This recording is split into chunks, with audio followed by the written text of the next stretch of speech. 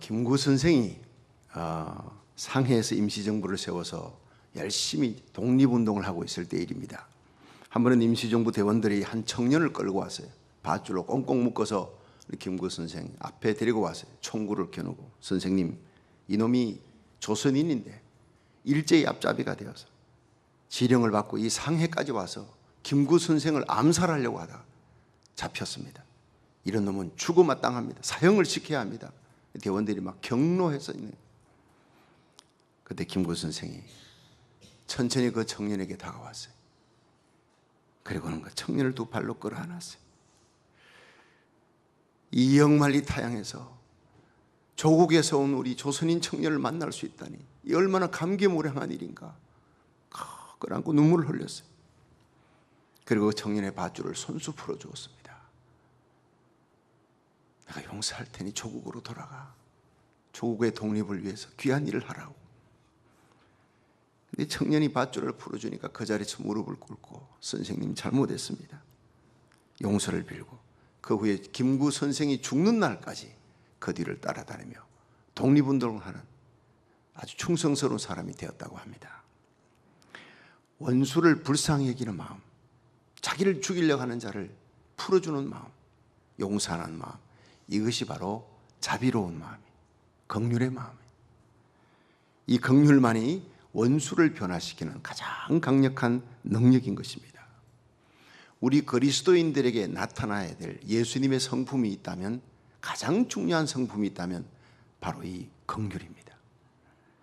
오늘 성령의 9가지 열매, 6번째, 자비에 대한 메시지를 전하는 시간입니다. 성령의 열매, 예수 믿고 거듭난 예수님을 구주로 영접한 성도들에게 나타나는 그리스도의 향기, 6번째가 바로 자비에 대한 열매. 이건 나와도 되고 안 나와도 되는 게 아니에요.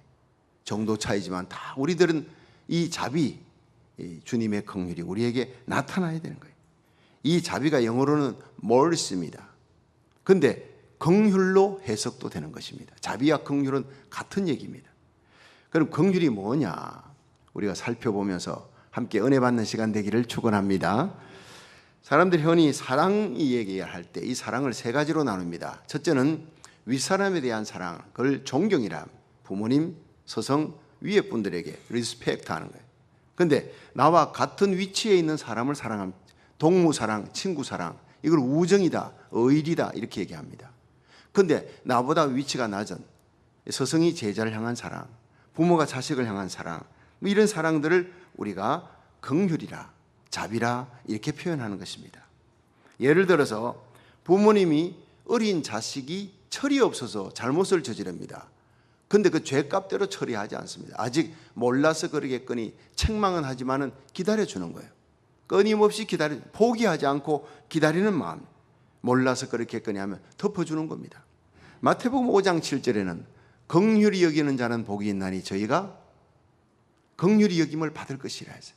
내가 긍휼을 심으면 긍휼이 나중에 돌아온다는 겁니다. 야고보 2장 13절에는 오늘 본문에 긍휼을 행하지 아니하는 자에게는 긍휼 없는 심판이 기다리라. 얼마나 무서운 얘기입니까?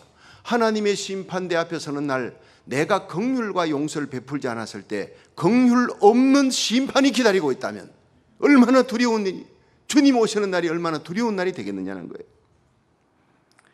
여러분, 사람과의 관계가 하나님과의 관계로 연결되는 것이 바로 긍휼입니다. 그래서 긍휼히 여기는 자가 되려면 어떻게 해야 되느냐? 오늘 굉장히 중요한 말씀입니다. 첫째로 이 긍휼이 하나님의 성품이라는 걸 알아야 합니다. 우리 같이 시편 86편 15절 16절 읽어봅니다. 시작. 그러나 주여, 주는 긍휼히 여기시며 은혜를 베푸시며 노하기를 더디하시며 인자와 진실이 풍성하신 하나님이시오니 내게로 돌이키사 나를 긍휼히 여기소서. 주의 종에게 힘을 주시고 주의 여종의 아들을 구원하소서. 아멘. 이 긍휼을 영어로는 mercy라 하지만 헬라어로는 엘레오스라 이렇게 얘기합니다. 이것은 당연히 죄인에게 주어진 그 형벌과 저주를 불쌍히 여겨서 형벌을 내리지 않는 것, 이렇게 얘기하는 거예요. 그것이 바로 어떤 사랑이냐? 하나님이 우리에게 주신 사랑이에요. 하나님의 긍휼이 가장 잘 드러난 것이 바로 갈보리의 십자가인 줄로 믿으시길 바랍니다. 우리가 아직 죄인 되었을 때 그리스도께서 우리를 위해 죽으심으로 하나님이 우리에게 대한 자기 사랑을 확정하셨느니라. 이것이 바로 로마서 5장 8절이에요.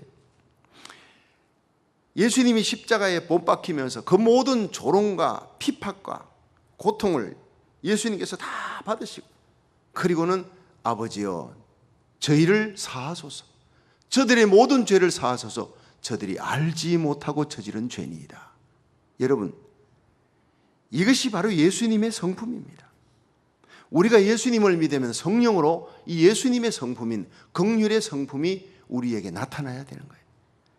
긍휼 중에 가장 큰 긍휼이 바로 예수님이 이 땅에 오신 거예요. 인카네이션이, 하나님이 그 영광의 보좌를 버리고 이 땅에 오셨다는 것 자체가 바로 긍휼이에요. 불쌍히 여기는 마음 때문에 이 땅에 오신 거예요. 그리고 33년 생애 전체가 우리를 위해 불쌍히 여기는 마음으로 병 고쳐주고 불쌍히 여기고 덮어주고 사랑하고 섬기고 마지막에는 십자가에 달려 죽으시는 거예요. 그 예수님의 긍휼이 가장 잘 나타나는 얘기 가운데 하나가 요한복음 8장, 이 바리새인들의 서기관들이 예수님 앞에 이 가늠한 여인을 끌고 왔어요. 가늠한 여인은 그 자리에서 돌로 쳐 죽여야 되는데 그 여인을 끌고 와서 예수님 앞에 이미 갈갈이 옷은 찢어지고 피투성이가 되어 죽음 직전에까지 이르는 여인을 예수님 앞에 왜 끌고 온 겁니까? 예수님 시험하려고. 예수님, 이 여인 가늠하다 잡혔는데 죽일까요? 살릴까요? 자, 예수님 딜레마에 빠뜨리는 거예요. 예수님은 사랑의 얘기, 용서 얘기하는데 살려주라 그러면 당신도 모세의 법을 어겼으니 같이 죽여야 돼. 죽여라 그러면 이제 다시는 당신은 용서와 사랑에 대한 얘기를 하면 안 돼. 자, 이 딜레마 속에 빠진 예수님이 무릎을 꿇고 땅바닥에 걸을 씁니다. 막 뒤에서 재촉하는 거예요. 바리새인들이 죽일까요? 살릴까요? 예수님이 땅바닥에 걸을 쓰다가 일어나세요. 너희 중에 죄 없는 자, 죄 지을 생각조차 해본 적이 없는 자 먼저 이 여인에게 돌로 쳐라. 그들이 간 양심의 가책을 받고 다 돌을 놓고 떠나갑니다. 여러분, 돌을 든 자에게까지 주님이 긍휼을 베푼 것이 바로 그들이 도망갈 수 있도록 다시 무릎을 꿇고 글을 쓰고 안 보는 거예요. 내가 안 볼 때 빨리 너희들 떠나라는 거예요. 죄 지은 여인에게도 긍휼을 베푸지만 돌을 들고 온 바리새인에게까지 긍휼을 베푸시는 그 사랑이 십자가를 지게 만든 하나님의 사랑. 벌벌 떨고 있는 그 여인, 죽음 앞에 있는 그 여인 옆에서 무릎을 함께 꿇고 있는 거예요. 재판할 수 있는 유일한 하나님, 그 여인의 죽음 앞에 떨리는 그 고통과 아픔을 예수님이 함께 체휼하기 위해 함께 무릎을 꿇고 떨고 있는 그 여인을 바라보며 글을 씁니다. 그리고 일어나서 여인아, 너를 정죄하던 자가 어디 갔느냐? 아무도 없나이다. 나도 너를 정죄하지 아니하노니 가서 다시는 죄를 범치 말라. 이것이 바로 오늘 우리에게, 날마다 죄를 범하는 우리에게 들려오는 주님의 긍휼의 음성인 줄로 믿으시기 바랍니다. 그 주님의 긍휼 때문에 오늘 우리가 살아가고 있는 거예요. 오늘 우리가 이 자리에 있는 거예요. 믿으시면 아멘 하십시오. 여러분, 우리는 모두 가늠한 여인처럼 용서받은 죄인임을 잊지 말아야 합니다. 용서받았으니 용서하며 살고 주님이 나를 그냥 덮었으니 덮으며 살아가는 저와 여러분이 되기를 주의 이름으로 축원합니다. 그리고 두 번째, 그럼 누구에게 긍휼을 베풀어야 하느냐? 첫 번째가 불신자들에게 긍휼을 베풀어라는 거예요. 복음서에 나타나는 예수님의 모습은 목자 없는 양같이 방황하는 많은 사람들을 보고 그들을 불쌍히 여기사, 민망히 여기사, 이런 얘기가 자주 나옵니다. 목자가 없이 방황하는 거예요. 저러다가 멸망의 길로 끌려갑니다. 일생을 죄에매어 죽음의 종로로 마귀에게 끌려 지옥 가는 그들을 불쌍히, 방황하는 양들을 바라봄 같이 불쌍히 여기는 거예요. 어느 날 시카고의 내거리에서 유명한 전도자 찰스 피니가 길바닥에 주저앉아서 어린아이처럼 엉엉 우는 거예요. 예수 없이 멸망의 길로 가는 수많은 사람들이 오가는 그 무리를 바라보고 그 영혼들을 바라보고 어찌하면 좋아, 어찌하면 좋아, 엉엉 우는 그 찰스 피니의 메시지가 수많은 사람들의 영혼을 변화시키는 거예요. 구세군의 창설자 윌리엄 부스, 그가 일생의 복음 전하다가 마지막 임종하는 자리에서, 마지막 숨을 몰아쉬는 자리에서 벌떡 일어나 손을 휘저으며 저기 한 어린아이가 있다. 배고파 울고 있어. 내가 저기 가야 한다. 저기 한 젊은이가 어둠 속에 방황하고 있어. 내가 저기 가야 해. 저기 한 여인이 울고 있다. 내가 저기에 가야 한다. 저 여인을 위로해 줘야 된다. 그러다가 세상을 떠났다는 겁니다. 이 윌리엄 부스의 가슴에 있던 그 영혼 사랑하는 뜨거운 열정이 저와 여러분의 가슴에 불붙을 수 있는 시간 되기를 주의 이름으로 축원합니다. 불신자들에게 이 긍휼이 나가야 돼. 예수 믿지 않고 지옥 가는 그 영혼을 바라보면서 눈물 흘리는 마음, 복음 전하는 마음. 두 번째가 우리를 핍박하는 자에게 긍휼이 나가야 합니다. 스데반 집사가 자기에게 돌질하는 자들 향해 아버지, 저들이 자기 하는 일을 알지 못하나이다. 예수님처럼 덮는 거예요. 저들의 죄를 사해달라고. 예수님이 가졌던 그 긍휼을 스데반이 가질 수 있었던 것은 보라, 하늘이 열리고 인자가 예수님이 하나님 우편에 서신 것을 보는 거예요. 여러분, 나를 보지 말고 세상 보지 말고, 나를 아프게 하는 사람, 억울하게 하는 사람 바라보지 말고, 하나님 우편에 계신 예수님, 십자가에, 나를 위해 십자가에 달려 죽으시고 부활하신 예수님을 바라볼 수 있기를 주의 이름으로 축원합니다. 그러면 긍휼의 사람이 되는 거예요. 영국에서 가장 신사적이고 존경받던 그리스도인 가운데 토마스 무어경이 있습니다. 이 사람이 억울하게 잡혀서 재판정에서 재판관이 폭도들에 의해서 끌려고 재판장에서 사형언도를 받는 거예요. 그때 이 토마스 무어경이 유명한 얘기를 합니다. 재판관님, 내가 이제 당신을 친구로 마지막으로 부를 수 있는 기회를 주십시오. 친구요, 나는 당신과 내가 스데반과 바울 같은 사이가 되기 원합니다. 바울이 스데반을 죽였지만 그러나 지금은 천국에서 손잡고 아름다운 친구처럼 서 있을 거예요. 나는 천국에서 당신을 기다릴 것입니다. 예수를 믿고 천국에서 나와 함께 스데반과 바울처럼 만날 수 있기를 바랍니다. 너무 감동이 된 이 재판관이 토마스 무어경에게, 내가 그대에게 지금 사형 언도를 내리는데 당신은 어찌 나를 친구같이 대하는가 했더니 이 토마스 무어경이, 주님이 나에게 먼저 그렇게 대했기 때문입니다. 죄인된 나에게 친구여, 나의 은혜를 베풀고 긍휼을 먼저 베풀었기 때문에 나도 그렇게 베풀고 싶은 겁니다. 여러분, 우리가 주님의 성품인 긍휼을 입으면 우리를 핍박하고 모질게 아프게 하고 억울하게 하는 자에게까지 긍휼을 베푸는 자가 될 줄로 믿으시기 바랍니다. 마지막으로 우리 약자에게, 약한 자에게 긍휼을 베풀어 줘야 돼요. 창세기 14장에 보면 아브라함과 롯의 얘기가 나오는데, 이 롯이 아브라함과 갈라지고 목축지 때문에 갈라지고 난 다음에 롯이 소돔 땅에 가서 그만 그돌라오멜 군대에 잡혀서요, 포로가 돼서 부녀자들과 함께 자녀들과 다 끌려가는 거예요. 이 소식을 듣는 아브라함이 자기 자식 같은 조카 롯이 끌려가 생사의 갈림길에 있다는 얘기를 듣고 그 밤에 318명 집에서 기르는 사병을 데리고 단까지 쫓아갑니다. 달려가세요. 그들을 다 건져냅니다. 떠날 때 어떻게 떠났습니까? 롯아, 네가 우하면 내가 좌하고 네가 좌하면 내가 우할 테니 이 목축지 때문에 서로 목자들이 싸우는 것 하나님이 영광 가리는 것이다. 나누자.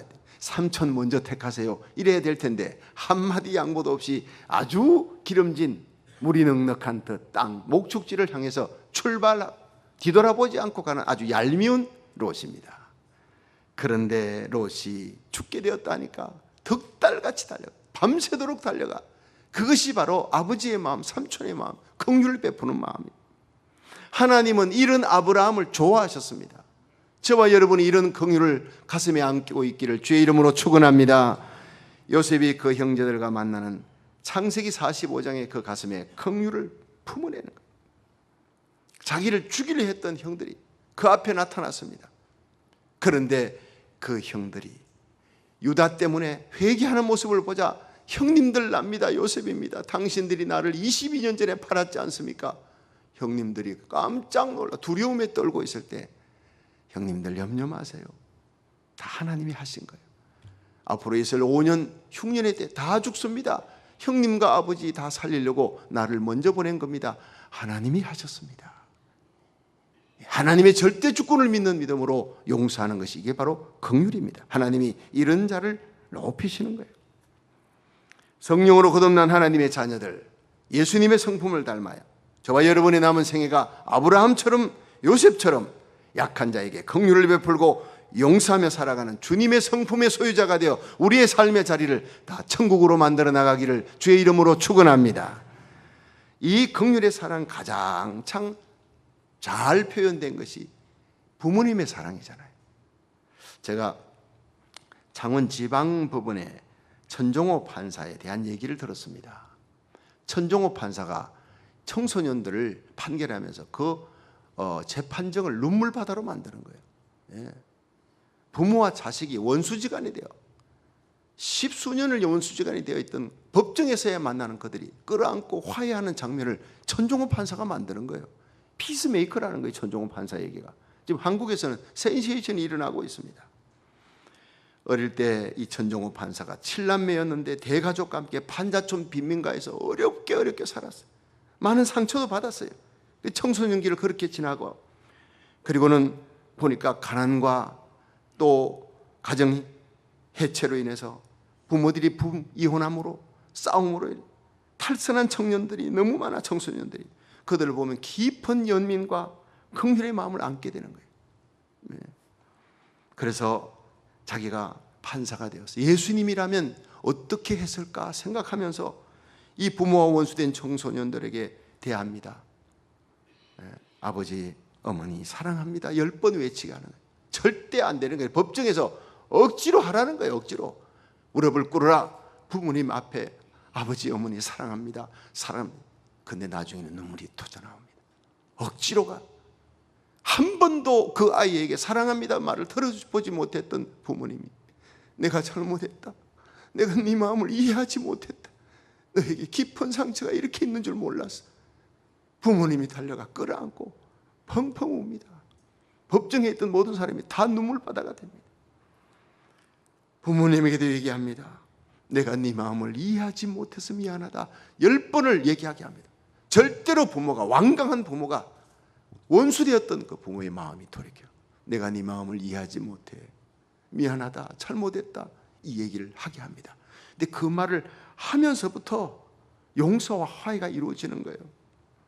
여러분, 가슴에 아무리 긍휼을 가진 부모님이라도 내가 너를 이해하지 못해서, 내가 너를 사랑해, 이 말 한마디를 못해서 십수년간의 원수가 된단 말이에요. 긍휼을 갖고 있으면 뭐합니까? 나타나지 않는 긍휼은 소용이 없다는 거예요. 이 한마디가 아버지 나 사랑합니다. 내가 너를 이해하지 못해서 미안해, 잘못해, 이 한마디가 그 오랜 기간의 아픔을 다 눈 녹듯이 녹아버리게 만들었다는 거예요. 우리들의 가정마다 이런 놀라운 역사가, 서로 사랑하는 화해, 긍휼이 한마디 말로 나타나는 모든 아픔을 녹여버리는 천국으로 만들 수 있기를 주의 이름으로 축원합니다.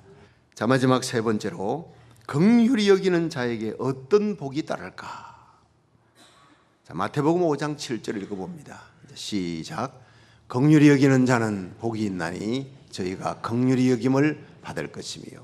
잠언 11장 17절. 인자한 자는 자기 영혼을 이롭게 하고 잔인한 자는 자기의 몸을 해롭게 하느니라. 잠언 19장 11절. 노하기를 더디하는 자는 사람의 설기요 허물을 용서하는 것이 자기의 영광. 11절 다시 읽습니다. 노하기를 더디하는 것이 사람의 설기요 허물을 용서하는 것이 자기의 영광이니라. 아멘. 여러분, 이 말씀처럼 긍휼을 베풀면 자기에게 유익이 됩니다. 이 세상에서 가장 비참한 감옥이 뭐냐? 용서하지 못하는 마음이에요. 미워하는 마음. 누군가를 용서하지 못할 때, 또 누군가를 미워하고 있을 때 가장 비참한 것은 우리 자신이. 미움 품고 있으면 정신이 피곤해지고 영혼이 어두워지고 기도도 안 되고 찬송도 안 되고 그 육체가 파괴되는 거예요. 밤새 자고 나면 온몸이 막 맞은 것처럼 아파. 이 미움의 무서운 독소예요. 예. 그러므로 긍휼을 베푸는 자는, 예수님이 십자가 사랑으로 긍휼을 베풀 때 나에게 누구보다 복받는 것은 바로 자신에게 축복이 된다는 거예요. 믿으시면 아멘 하십시오. 두 번째, 긍휼을 베푸는 자는 뜻밖의 긍휼을 되돌려 받습니다. 그 긍휼, 베푼 긍휼이 돌아옵니다. 사무엘상 29장에서 30장을 보면 이 다윗이 일생에 너무나 공고해. 근데 그 공고의 절정에 이릅니다. 사울이 죽이려고 하는데 1000명, 2000명 군사를 끌고 이잡듯이 다윗을 찾으니까 이스라엘 땅에는 피할 곳이 없어 결국 적국으로 도망을 갑니다. 그랄 땅 블레셋 땅으로 아기스 왕에게 망명 신청해서 600명의 부하를 데리고 갔는데 시글락이라고 하는 조그마한 마을을 시급으로 준 거예요. 거기서 이제 뿌리를 내리고 살아갑니다. 어느 날 이스라엘과 블레셋이 전쟁하는데 아기스 왕이 야 다윗아 너도 군사들 다 끌고 우리를 도와 이스라엘 전쟁하자. 큰일 났습니다. 앞으로 이스라엘의 왕이 돼야 될 다윗이 잠시 피난 와 있지만 다시 자기 땅으로 돌아가야 하는데 여기서 이스라엘과 전쟁을 치면 이제 평생 왕이 되긴 틀린 거예요. 이 꼬리표가 붙으면 이스라엘에게 절대로 이스라엘 백성들에게 미움받는 다윗이 되는 거예요. 너무나 고민이 되어 하나님께 기도합니다. 근데 하나님이 은혜를 베풀어요. 전쟁을 치러 600명을 데리고 갔더니 아기스 왕 앞에 서니까 그 옆에 있던 블레셋 부하들이 신하들이 저가 누구냐 저 다윗이 전에 사울은 천천히요 다윗은 만만히 우리 블레셋 군사를 그렇게 많이 죽였던 사람인데 끌고 가면 아니 전쟁 치다가 이 다윗이 돌아서 가지고 우리를 뒤에서 공격하면 어떡하려고 그러냐. 그래가지고 아기스 왕이 다윗아 네 마음의 충성은 안다. 그런데 이 사람들이 너를 싫어하잖아. 같이 데려가면 큰일 난다 그래. 그래 다윗이 알겠습니다. 그럼 할 수 없지요. 그럼 돌아서서 옵니다. 이것이 얼마나 큰 은혜입니까 이것이. 기도하면 하나님이 은혜 베풀어 줄 줄 믿으시기 바랍니다. 기가 막힌 수렁에서 건져내시는 하나님. 자 사흘 만에 자기 살고 있는 시글락으로 돌아왔더니 완전히 아말렉이 쳐들어와서 잿더미를 만들어버려요. 다 불태워버리고 가축들 다 끌고 가고 부녀자들 아내와 자녀들 다 끌고 가버린 거예요. 600명의 부하들이요 다윗과 함께 소리내어서 통곡을 하는데 더 울 기력이 없도록 기력이 없을 때까지 목이 쉬도록 우는 거예요. 그리고는 나중에 울다가 돌을 들고 다 다윗 때문이야. 다윗 따라 여기 왔어. 다윗 따라왔다가 너 때문이야. 그러고는 돌을 들고 다윗을 죽이려면 다윗이 뭔 죄입니까? 살려고 데리고 왔던 자기 사랑하는 부하들이 블레셋 군사도 아니에요. 사울 왕에 의한 것도 아니고 자기 사랑했던 신하들과 부하들에게 돌에 맞아 죽게 생겼습니다. 그런데 성경에 보면은요 다윗이 궁급했어요. 너무나 일생일대 궁급한 상황에 처했으나 다윗이 그 하나님 여호와를 힘입고 용기를 얻었더라. 이걸 번역해 보면 다윗이 믿음으로 기도하니 하나님께서 은혜를 주셔서 문제를 해결했더라. 이렇게 그 궁급한 상황에서 하나님을 바라보고 하나님하고 부르짖어서 하나님께서 은혜를 베풀었어요. 살려줄 뿐 아니라 군사 400명 데리고 우리가 이럴 것이 아니라 우리는 빼앗겼던 그 가축들 우리 부녀자 아내와 자식을 찾으러 가야 되지 않느냐. 가자. 목숨 걸고 가자. 내가 반드시 찾아주겠다. 그리고는 달려갑니다. 자, 그런데 이렇게 다급하게 막 달려가는데 어디로 갔는지 알 길이 있나요? 아말렉이 어느 쪽으로 갔는지 모르는 거예요. 무작정 달려가는데 덜판에서 한 애굽 소년이 쓰러져 병들어 죽어갑니다. 여러분 그 상황에서 그냥 달려갈 일이지 거기서 내려서 잠깐 just a moment 하고 그 덜판에 버려져 있는 그 사람에게 그 소년에게 물을 주고 떡을 주고 치료해줘 살려주는 거예요. 긍휼을 베풀어 주는 거예요. 그랬더니 이 소년이 기력을 되찾자 물어봅니다. 너 어디서 왔느냐 물어보니까 저는 사실 아말렉 군대 속에 속해 있었습니다. 내 주인이 아말렉 군대 주인이었는데 내가 병드니까 나를 이 들판에 버렸어요. 너 어디 갔다 왔느냐? 시글락에서 완전히 잿더미 만들고 다 끌고 이렇게 가는 길에서 보니까 자기 저 시글락 땅을 완전히 잿더미 만드는 그 사람들 속에 종으로 있었던 소년이었어요. 어디 갔느냐? 그 길을 잘 아는 거예요. 날 따라오면 다 찾을 수 있습니다. 이래가지고 가서 달려가가지고 다 찾아서 왔다는 거예요. 할렐루야.